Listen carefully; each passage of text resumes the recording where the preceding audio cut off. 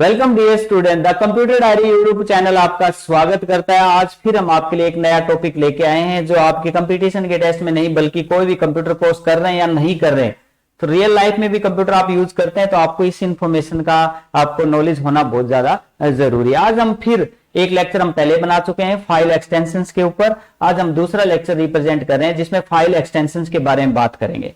पहले लेक्चर में हमने ऑडियो, वीडियो, टेक्स्ट, एनिमेशन की क्या क्या एक्सटेंशन फाइल हो सकती है उसके ऊपर डिस्कस किया। आज हम बात करेंगे फाइल एक्सटेंशन इन कंप्यूटर के अंदर एमएस वर्ड की जो फाइल आप सेव करते हैं तो क्या क्या एक्सटेंशन उनकी हो सकती है। एमएस एक्सेल अगर आप डाटा स्टोर करते हैं एक्सेल के अंदर तो क्या क्या एक्सटेंशन हो सकते हैं और उसकी फुल फॉर्म क्या होती है। ऐसे ही एमएस पावर पॉइंट प्रेजेंटेशंस और ईमेल्स, जब ईमेल्स की फाइलें जो तैयार होती हैं उनकी भी एक्सटेंशंस होती हैं। और उसके बाद हम बात करें कंप्रेस्ड फाइल्स की एक्सटेंशन। कुछ फाइलें जो होती हैं उनको एक जगह से दूसरी जगह भेजने से पहले उस डाटा को कंप्रेस कर लिया जाता है कि कम स्पेस ले वो, तो कंप्रेस फाइल की भी एक्सटेंशंस तैयार होती हैं, हम उसके ऊपर भी बात करेंगे। तो लेट्स स्टार्ट, ज्यादा टाइम वेस्ट ना करते हुए, बहुत ज्यादा मोस्ट इंपॉर्टेंट टॉपिक है जो हर स्टूडेंट को, हर पर्सन को जो भी इसको देख रहा है उसके लिए बहुत ज्यादा यूजफुल रहेगा। आप ध्यान से सुने। एमएस वर्ड की फाइल एक्सटेंशन सबसे पहले डिस्कस करते हैं। एमएस वर्ड या वर्ड प्रोसेसर और text file extension. Text file normal word की एक्सटेंशन या टेक्स्ट फाइल की एक्सटेंशंस क्या हो सकती हैं। सबसे पहले डीओसी डॉट, क्योंकि एक्सटेंशन जब हम फाइल सेव करते हैं हेलो लिखा फाइल का नाम डॉट, फिर हम एक्सटेंशन देते होते हैं या बाय डिफॉल्ट वो एक्सटेंशन वो सॉफ्टवेयर भी उठाता है या हम दे दें, ठीक है। तो क्या होता है डीओसी एमएस वर्ड के अंदर जब आप फाइल सेव करोगे तो डॉट डॉक नाम से सेव होती है, हेलो डॉट डॉक। तो नाम हमने दिया, डॉक वो एक्सटेंशन के तौर पे हम भी दे सकते हैं और बाय डिफॉल्ट भी उठाएगा। तो डीओसी एमएस वर्ड की फाइल्स को सेव करने के लिए यूज करते हैं। डीओसी या डीओसी एक्स, डीओसी या डीओसी एक्स, ये दोनों एक्सटेंशन हो सकती हैं। उसके बाद है OTT, sorry ODT dot ODT. ODT extension की फाइल भी आपकी टेक्स्ट फाइल होगी। ओडीटी फुल फॉर्म क्या है? Open office writer document file. ODT किसको रिप्रेजेंट करता है? Open office writer document file. Open office मतलब ऐसा है कि मान लीजिए आपके पास एमएस ऑफिस नहीं है फिर भी उसके रिलेटेड आप काम ले सकते हैं तो उसकी जो फाइल बनेगी ना, ऑनलाइन भी हो सकता है वो, तो वो फाइल वो बनेगी open, open office writer document file, ये आपको ध्यान रखनी है। उसके बाद है आरटीएफ डॉट आरटीएफ, ठीक है। आरटीएफ क्या होता है? Rich text format, rich text format, ये एक्सटेंशन आरटीएक्स होती है।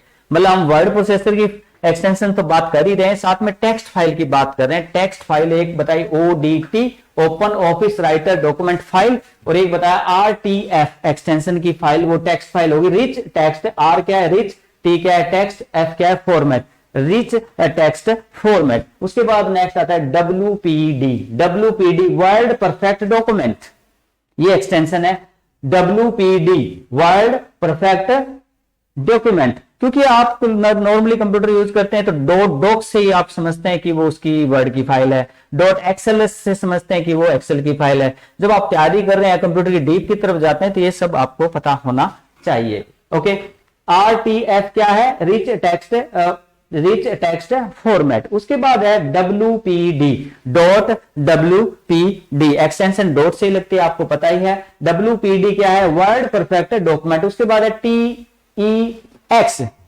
डॉट टीईएक्स, टीएक्स किसको रिप्रेजेंट करता है?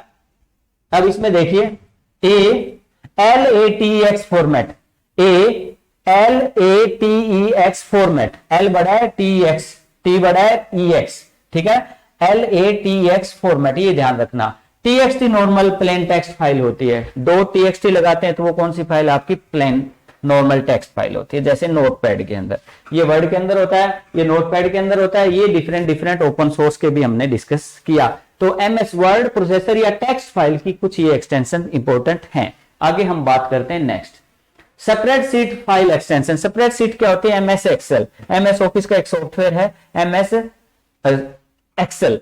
एमएस एक्सेल, एमएस एक्सेल में आपको पता है रो एंड कॉलम होती है, तो उसमें जब फाइल आप सेव करते हैं तो किस एक्सटेंशन से हो सकती है? Number 1 XLS dot XLS, Microsoft Excel file के लिए क्या फॉर्मेट रहेगा, एक्सटेंशन रहेगी XLS। नेक्स्ट है XLSM, ये ध्यान रखना, XLSM।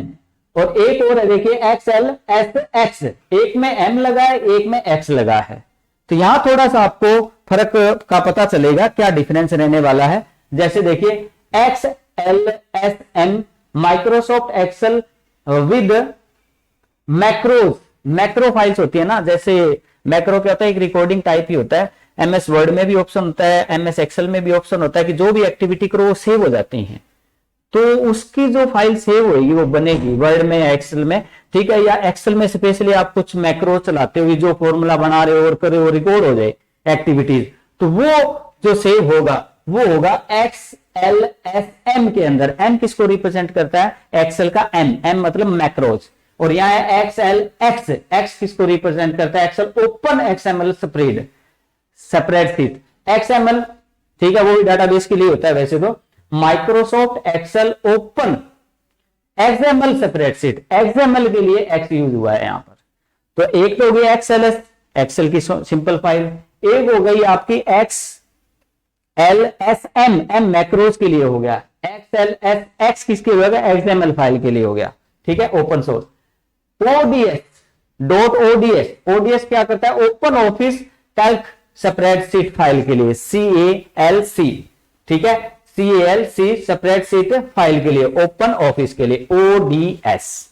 तो ये कुछ एक्सटेंशंस हैं जो स्प्रेडशीट फाइल को सेव करने के लिए दौरान यूज होते हैं, थोड़ी इंपॉर्टेंट इसलिए इनको अलग से डिफाइन किया। नेक्स्ट MS पावर पॉइंट, जब आप MS पावर पॉइंट में काम करते हो, जहां की प्रेजेंटेशन का काम होता है, तो वहां पर जो फाइलें सेव की जाती हैं तो उसकी एक्सटेंशन सबसे पहले PPT, .ppt, power point presentation के लिए क्या है, PPT।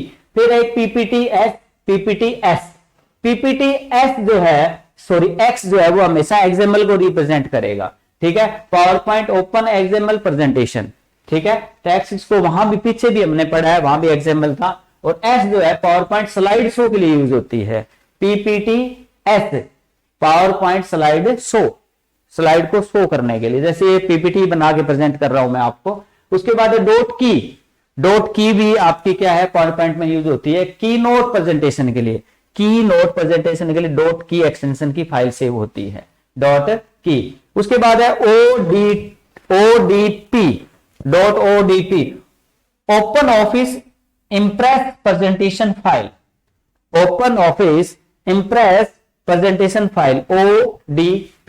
तो ये आपको ध्यान रखनी पड़ेगी। उसके बाद हम आगे बढ़ते हैं। नेक्स्ट, फोर्ट फाइल एक्सटेंशंस क्या होती हैं। जैसे देखिए, आप जब MS वर्ड में, एक्सेल में, कहीं उस कंप्यूटर में टाइप करते हो तो अलग अलग फोंट स्टाइल होते हैं, ठीक है ना, एरियल ब्लैक, ग्रामॉन, कई प्रकार के आपके अलग अलग फोंट होते हैं जो कि उस वर्ड की जो लिखा है उसकी खूबसूरती को बढ़ाते हैं।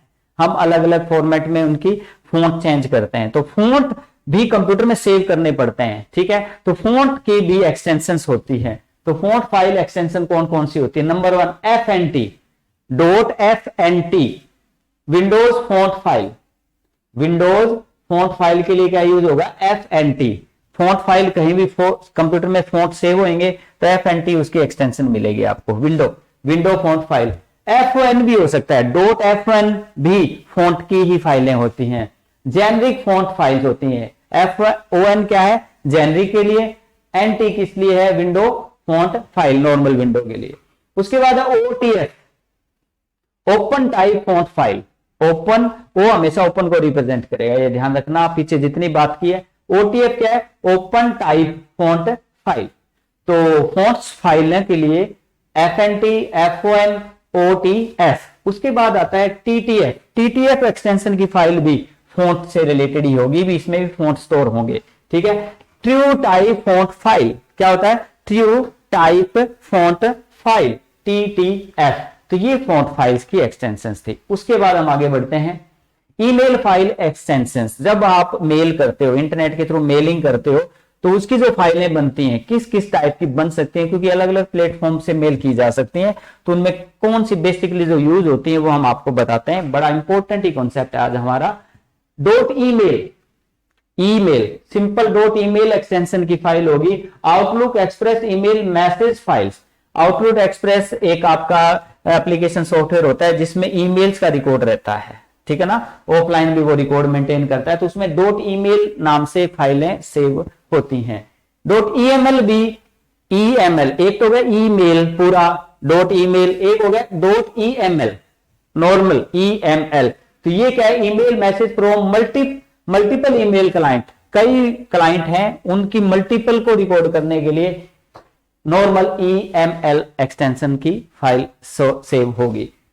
उसके बाद है ईएमएल एक्स, तो ये एक्स एप्पल, अब एप्पल की जो आईडी बनती है, एप्पल का फोन रखते हैं आप लोग सभी और रखेंगे, जो लोगोगे और रखोगे एप्पल के फोन, ओके, तो मैं उसके अंदर जो ईमेल आईडी बनती है आपकी, तो उसमें जो एक्सटेंशन होगी तो वो होगी EML X, Apple mail email files Apple की। उसके बाद MSG, Microsoft Outlook email template file, ये टेम्पलेट फाइल को रिप्रेजेंट करता है मैसेज की, एमएसजी। उसके बाद 3 और एक्सटेंशन एक साथ हमने लिखी है, ओएफटी, ओएसटी, पीएसटी, तो ये भी ईमेल्स की होती हैं। क्या होती हैं, माइक्रोसॉफ्ट आउटलुक जो ईमेल टेम्पलेट के लिए, टी है ओएफटी ये टेम्पलेट के लिए है, ओएसटी ये ऑफलाइन स्टोरेज के लिए है। ऑफलाइन जैसे कि मान लो मेल आ गई आपकी, स्टोर होती रही, लाइट चली गई या ऑफलाइन पड़ा है, नेट बंद हो गया, तो भी वो मेल वहां दिख जाएंगे, तो ऑफलाइन स्टोरेज होती है, ठीक है, ईमेल्स की। तो ये क्या होगा, एक तो हो गया आपका ओएफटी आउटलुक ईमेल टेम्पलेट के लिए, ओएफटी टी किसको रिप्रेजेंट करता है, टेम्पलेट, या ओएस किसको रिप्रेजेंट कर रहा है, ओएसटी, ओ ऑफलाइन, एस किसको रिप्रेजेंट कर रहा है, स्टोरेज, ऑफलाइन स्टोरेज के लिए, और पीएसटी जो है आपका लास्ट है वो है ओनली स्टोरेज के लिए, पीएसटी अगर इस एक्सटेंशन के तो स्टोरेज के लिए, ओ लगा है तो वो आपका ऑफलाइन का है, इसमें ये आपको ध्यान रखना होगा, ठीक है, इंपॉर्टेंट है।